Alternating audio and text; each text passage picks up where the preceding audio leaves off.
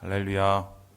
예, 어제 우리는 이 아사의 이 마지막 이 마무리를 보았습니다. 그는 역대기 최초의 다윗 왕가의 이 개혁자로서 어, 예, 아비야를 뒤를 이어서 아사가 그 개혁을 철저하게 완수를 했지요. 그래서 하나님이 원하시는 이 율법을 온전히 세우고, 그리고 하나님이 원하지 않는 산당과 그리고 이방 신상을 깨뜨려서 유다 전역을 거룩하게 만드는 역할을 감당을 했습니다. 그렇지만 그의 마지막 마무리는 그렇게 썩 좋지 않았던 게, 인간적인 방법을 통해서 나라를 지키려 했죠. 그래서 아람 왕과 이 뭐랄까요, 그 맹약을 이제 맺어서 북이스라엘을 이제 견제하려고 애썼는데, 이것을 하나님께서 좋게 보이지 않으시고 하나님을 의지하고 하나님을 바라볼 것을 요구했지만, 아사는 이 말을 듣지도 않았고 무시했고, 이로 인해서 하나님의 징계를 받았으나 돌이키지 않았다. 그래서 사실은 어제 이 세상적인 인간적인 방법을 쓰는 것 자체도 문제지만, 그런 실수보다 더 큰 문제는 듣지 않음과 돌이키지 않음이다. 뭐 이런 얘기를 어제 함께 나눴습니다. 오늘은 이제 그 후로 아사 후로 유다를 다스리게 된, 여러분 잘 아시는 여호사밧이라는 왕에 대한 이야기입니다.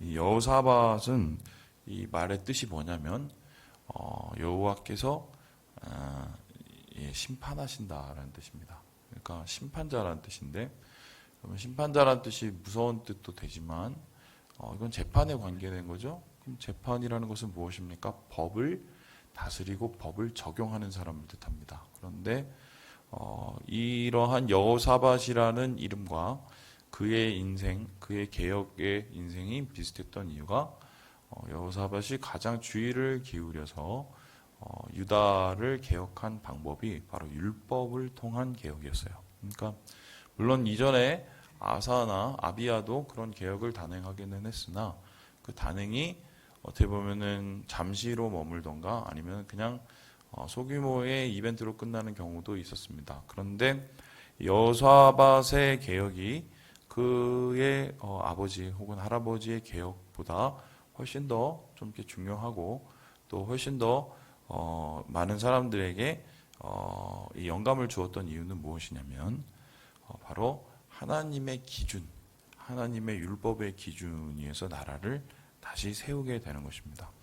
그 훈련소를 들어가면, 훈련소는 처음부터 끝까지 다 줄입니다. 줄.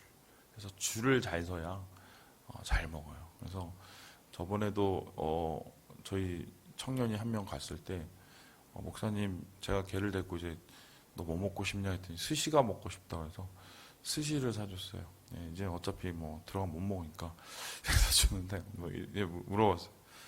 야, 너는 뭐 할 말 있냐 그랬더니 물어볼 게 있다고. 그래서 물어봐 그랬더니, 목사님 그 군대 가면은 뭐가 제일 중요해요 물어보는 거예요 저한테. 그래서 군대는 적당히 하는 게 중요해.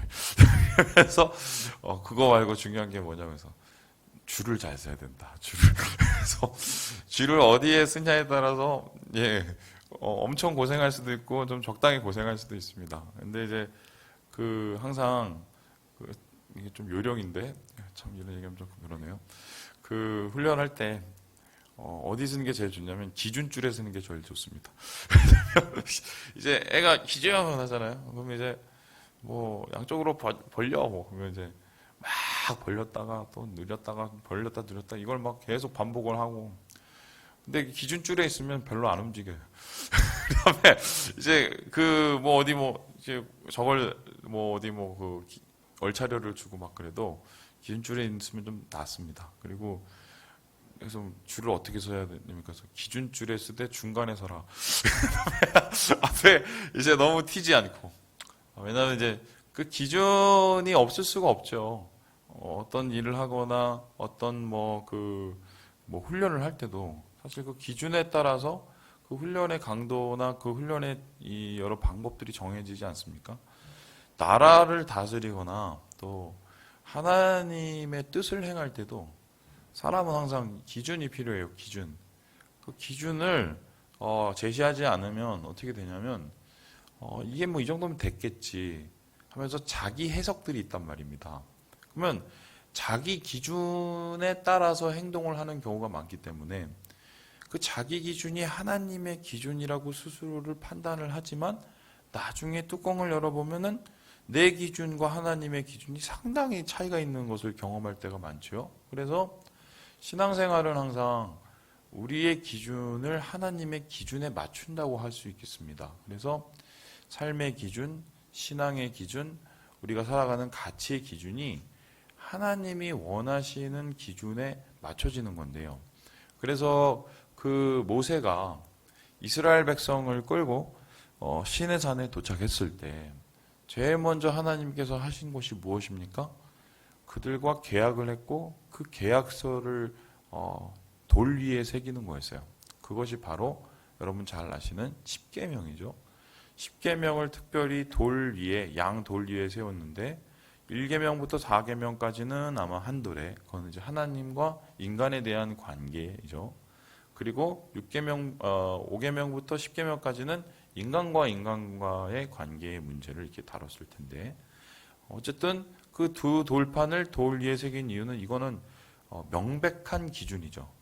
아무리 인간이 시대가 변하고 상황이 변하고 여러 가지의 기준이 변할지라도 이러한 하나님의 두 돌판에 새겨진 이 기준을 벗어나거나 이 기준을 외면할 수는 없는 거예요. 그러니까 하나님께서 이 두 돌판을 그냥 두시는 것이 아니라 그것을 가지고 어떻게 해요?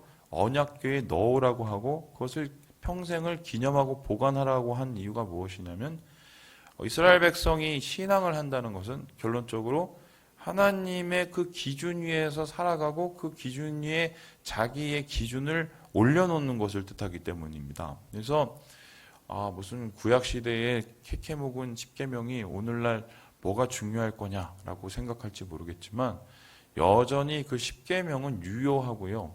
그 십계명을 오늘날에게 더 요약하고 더 본질적으로 완성시키신 분이 예수님이죠. 그러니까 예수님이 이 땅 가운데 오셔서 무슨 말씀을 하셨냐면 사랑하라고 얘기하셨습니다. 그렇죠?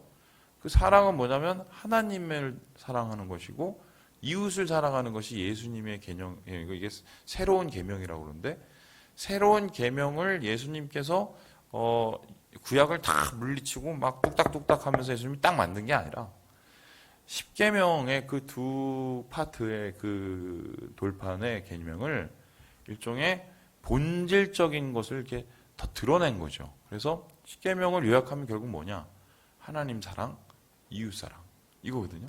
그래서 예수님도 십자가에서 왜 죽었냐? 하나님을 사랑하니까 하나님의 뜻에 순종하기 위해서 죽으신 거고 이웃을 사랑하니까 이웃의 죄를 대신하기 위해서 죽으신 겁니다. 그러니까 이 모든 것이 하나님의 기준을 따라 사는 삶인데요. 여호사밧이 왕이 되어서 그 개혁을 자기의 이름처럼 어떻게 했느냐? 여호와의 기준을 가르치고 여호와의 기준을 세우고 또한 여호와의 기준에 따르도록 백성들을 인도했다는 것입니다. 그래서 오늘 그의 이 개혁을 세 가지로 한번 찾게 되는데요. 우리 함께 먼저 4절의 말씀을 같이 한번 읽어보겠습니다. 4절입니다. 시작. 오직 그의 아버지 시작. 오직 그의 아버지의 하나님께 구하며 그의 계명을 행하고 이스라엘의 행위를 따르지 아니하였음이라. 이게 분명히 나오죠. 이스라엘 행위, 이스라엘의 사람들의 관심과 기준을 따르지 않고 하나님의 기준을 따랐다라고 얘기를 합니다. 그 하나님의 기준을 계명을 구했다. 그러니까 단순히 하나님을 사랑합니다. 이거는 사랑하는 게 아니에요. 이런 고백을 우리의 진심으로 찐으로 우리가 드러내는 것은 우리의 삶 속에서 하나님의 뜻을 세우는 거죠. 그 계명을 우리가 세워나가는 것입니다. 그래서 실제적으로 그 계명에 따라서 이스라엘 백성들에게 무엇을 했느냐? 6절에 봤더니요. 아세라, 목상, 산당들 제거해 버립니다. 하나님이 원하시지 않은 첫 번째 기준을 통해서 완전히 다른 기준들을 무너뜨려 버렸죠. 그리고 나서 무엇을 했습니까? 우리 함께 9절의 말씀을 같이 한번 읽어보겠습니다. 시작. 그들이 여호와의 율법을 가지고 유다에서 가르치되 그 모든 유다 성읍들로 두루 다니며 백성들을 가르쳤더라. 왜냐하면은 이게 되게 중요한 게요. 사람들이 살다 보면 자기도 모르게 이렇게 변하는 경우가 많이 있어요. 그래서 전혀 처음의 것과 다른 무엇으로 살아가는 경우가 있습니다. 제가 예를 들어 볼게요. 그 음식점 있죠, 음식점. 저도 이제 맛에 예민한 스타일인데, 예민해요, 제가 조금. 근데 제가 맛있다면 진짜 맛있는 거예요. 저는 그렇게 생각해요. 근데 그렇게 맛있던 집들이 나중에 가면 맛이 변하는 경우가 되게 많아요. 그렇죠? 근데 저는 가끔씩 가니까 압니다. 그죠?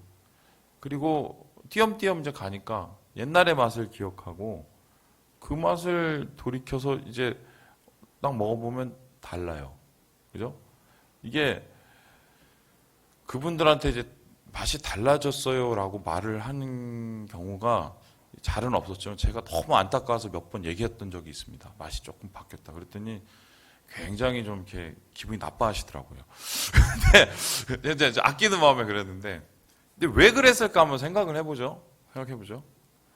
조금의 차이예요.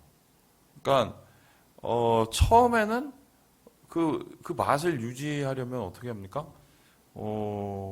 똑같이 레시피를 해야 되고 뭔가 불 조절도 똑같이 해야 되는데 조금씩 뭔가 편한 것을 찾다 보면 어제하고 오늘은 좀 별로 비슷해요. 근데 어제하고 또 내일은 조금 다르고, 그죠? 그리고 열흘 후가 다르고 이게 자꾸 쌓이는 거죠. 그 나중에 몇 개월 후에 딱 보면 처음 맛하고 많이 거리가 나는, 그렇죠? 제가 저번에 한번 말씀드렸는데 그 백종원 씨인가요? 그 백주부 그분이 이제 가끔씩 무슨 TV에 나와서 명언을 하시는데 뭐 그때 그랬던 거로 기억하는데 음식 장사를 하면서 제일 힘든 게 뭐냐면 사람들을 많이 들이고 막 신메뉴 개발하고 이게 아니라 맛을 유지하는 거래요. 그게 이제 제일 힘들대요. 그런데 이스라엘 백성들도 마찬가지로 맨 처음에는 막 그래 주님 뜻을 따르고 그래 주님과 함께. 근데 어제하고 오늘은 좀 비슷한데 조금 차이가 나는데 이게 나중에 되면은 전혀 하나님과의 모습과는 거리가 멀어버리는 그러한, 이게 소위 말해서 속옷 젖듯이 가랑비에 뭐 그러한 모습인데요. 그거를 방지하려면 방법은 뭐냐면요. 말씀을 배워야 돼요. 그래서 하나님의 말씀을 주야로 묵상하는, 이게 괜히 묵상하는 게 아니라 그 말씀을 묵상하면서 내 삶을 계속해서 돌아보는 거죠. 말씀을 거울 삼아서 나의 삶을 돌아보고 나의 삶 속에서의 기준을 하나님의 기준으로 맞춰가는 과정인데, 바로 여호사밧이 다른 왕과 달랐던 이유가 요걸 한 거예요. 율법을 따랐을 뿐만 아니라 율법을 가르쳤어요. 그리고 율법을 가르침을 통해서 백성들이 이제는 깨달아 찾게 만드는, 이제 요 얘기하니까 그 학습이 통해서 이 개혁이 좀 더 오래 진행될 수 있도록 이렇게 만들어간 거죠. 그리고 거기에서 끝나는 것이 아니라 우리 함께 19절의 말씀을 같이 한번 읽어보겠습니다. 19절입니다. 시작. 이는 다 왕을 모시는 자요 이 외에 또한 유다 견고한 성읍들에 왕이 군사를 두었더라. 유다의 전체에 왕의 그 집행자들을 이제 파견했는데요. 이 사람들은 말 그대로 집행자라 유다 전역에 있는 백성들을 이게 돕고 또 그 마을을 지키고, 그리고 방어를 위한 그 장수들, 이제 용사들이기도 했지만, 이 전체적인 맥락을 다 읽어보면 하나님의 통치의 법을 그 온 유대 백성에게 각 지역 마을에게까지 미치게 만드는 집행자의 역할을 한 거죠. 율법의 집행자. 그러니까 단순히 위에서 와 이렇게 막 설쳐도 그게 이제 그 백성에게까지 쫙 내려오려면 사실 시간이 오래 걸리거나 아니면 위에서 그냥 설치다 끝나는 경우가 되게 많아요. 그런데 이게 백성에게까지 나서 삶 속으로 침투하고 일상 속으로 침투하려면 뭐냐면 그 하나님의 개혁의 이 기준들이 실제적으로 집행되도록 도와주는 사람들이 있어야 되거든요.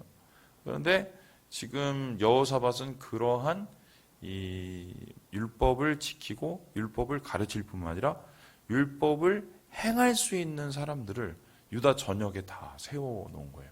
그러니까 이런 사람들을 통해서 어떤 일들이 일어납니까? 우리 함께 5절 읽고 마무리해 보겠습니다. 5절입니다. 시작. 그러므로 여호와께서 나라를 그의 손에서 견고하게 하시매 유다 무리가 여호사밧에게 예물을 드렸으므로 그가 부귀와 영광을 그게 펼쳤더라. 예, 이해가 되죠? 하나님의 길을 따르고 여호와의 법을 묵상하고 즐거워했더니 어떻게 됐습니까? 시냇가에 심은 나무가 열매를 맺는 뭐 그런 역사가 시편 1편의 역사가 여호사밧과 유대 백성에게 나타났다. 이게 이제 오늘 말씀의 결론이라고 하겠습니다. 자, 그러면 오늘 말씀을 통해서 우리가 배우게 되는 교훈이 무엇입니까? 말씀 묵상이 이래서 참 중요한 겁니다. 합리화나 변명 그리고 타협 이런 것은 성경에서 하나님께서 제일 싫어하는 단어거든요. 그 단어는 당장은 편하지만 우리의 내일은 보장되지 않는 단어들입니다. 그런데 하나님의 법과 기준으로 우리의 삶을 다시 돌이키고 우리의 삶의 원래 모습을 기초 위에 세워놓는 작업이 힘들지만 이 작업을 할 때 하나님께서 주시는 영생의 복을 우리가 누리게 되는 것, 여러분 요거를 기억하시고 좀 돌아보시고 말씀으로 다시 한번 자기를 온전하게 하나님 앞에 세우셔서 주의 길을 걸어가시는 오늘 하루 되시길 주님의 이름으로 축원합니다.